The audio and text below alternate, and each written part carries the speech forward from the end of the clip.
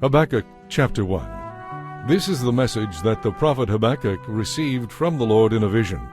How long, O Lord, must I call for help, but you do not listen? Violence, I cry, but you do not come to save. Must I forever see this sin and misery all around me? Wherever I look, I see destruction and violence. I am surrounded by people who love to argue and fight. The law has become paralyzed and useless, and there is no justice given in the courts. The wicked far outnumber the righteous, and justice is perverted with bribes and trickery. The Lord replied, Look at the nations and be amazed. Watch and be astounded at what I will do. For I am doing something in your own day, something you wouldn't believe even if someone told you about it. I am raising up the Babylonians to be a new power on the world scene. They are a cruel and violent nation who will march across the world and conquer it. They are notorious for their cruelty. They do as they like, and no one can stop them. Their horses are swifter than leopards. They are a fierce people, more fierce than wolves at dusk. Their horsemen race forward from distant places. Like eagles, they swoop down to pounce on their prey. On they come, all of them bent on violence. Their hordes advance like a wind from the desert, sweeping captives ahead of them like sand. They scoff at kings and princes and scorn all their defenses. They simply pile ramps of earth against their walls and capture them. They sweep past like the wind and are gone. But they are deeply guilty, for their own strength is their God. O Lord my God, my Holy One, you who are eternal, is your plan in all of this to wipe us out? Surely not, O Lord our rock. You have decreed the rise of these Babylonians to punish and correct us for our terrible sins. You are perfectly just in this, but will you, who cannot allow sin in any form, stand idly by while they swallow us up? Should you be silent while the wicked destroy people who are more righteous than they? Are we but fish to be caught and killed? Are we but creeping things that have no leader to defend them from their enemies? Must we be strung up on their hooks and dragged out in their nets while they rejoice? Then they will worship their nets and burn incense in front of them. These nets are the gods who have made us rich, they will claim. Will you let them get away with this forever? Will they succeed forever in their heartless conquests? Chapter 2. I will climb up into my watchtower now and wait to see what the Lord will say to me and how he will answer my complaint. Then the Lord said to me, Write my answer in large, clear letters on a tablet, so that a runner can read it and tell everyone else. But these things I plan won't happen right away. Slowly, steadily, surely, the time approaches when the vision will be fulfilled. If it seems slow, wait patiently, for it will surely take place. It will not be delayed. Look at the proud. They trust in themselves, and their lives are crooked. But the righteous will live by their faith.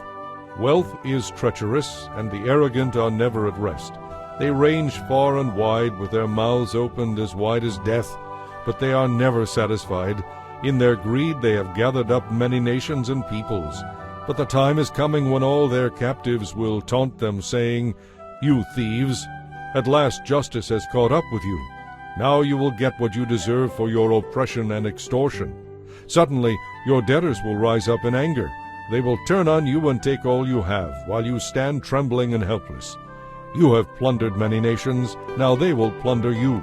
You murderers, you have filled the countryside with violence, and all the cities too. How terrible it will be for you who get rich by unjust means. You believe your wealth will buy security, putting your families beyond the reach of danger.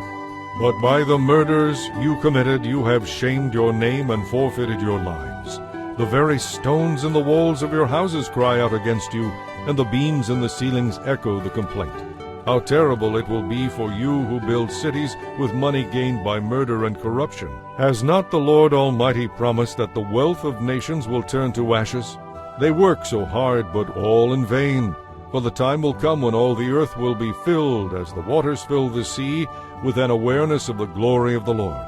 How terrible it will be for you who make your neighbors drunk. You force your cup on them so that you can gloat over their nakedness and shame.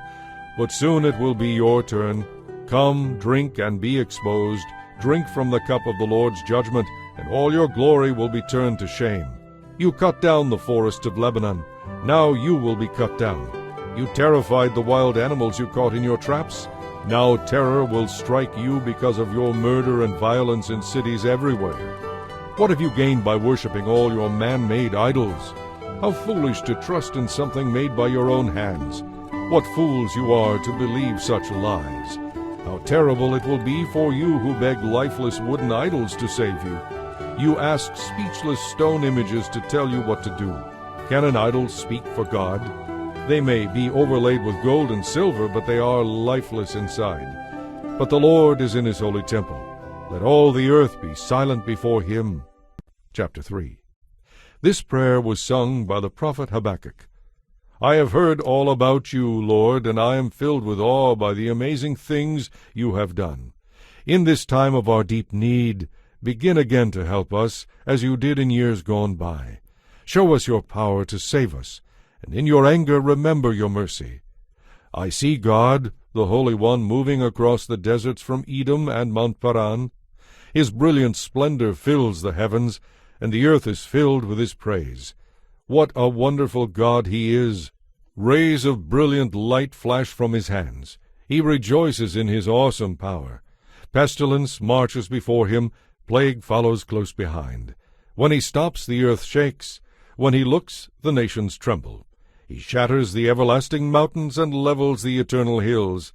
But his power is not diminished in the least.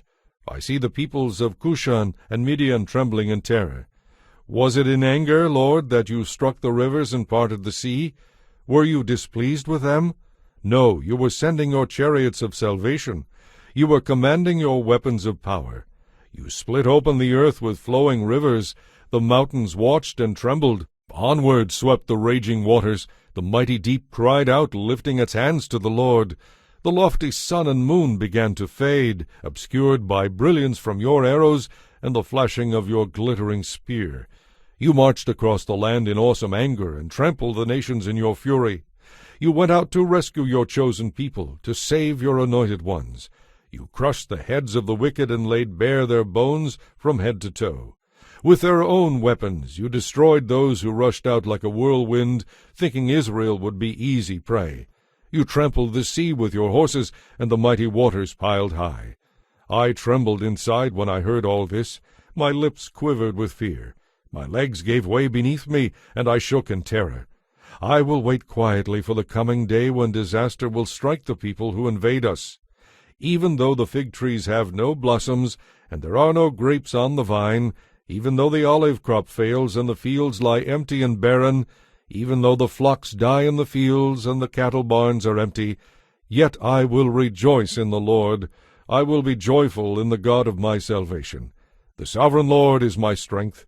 He will make me as sure-footed as a deer and bring me safely over the mountains. For the choir director, this prayer is to be accompanied by stringed instruments.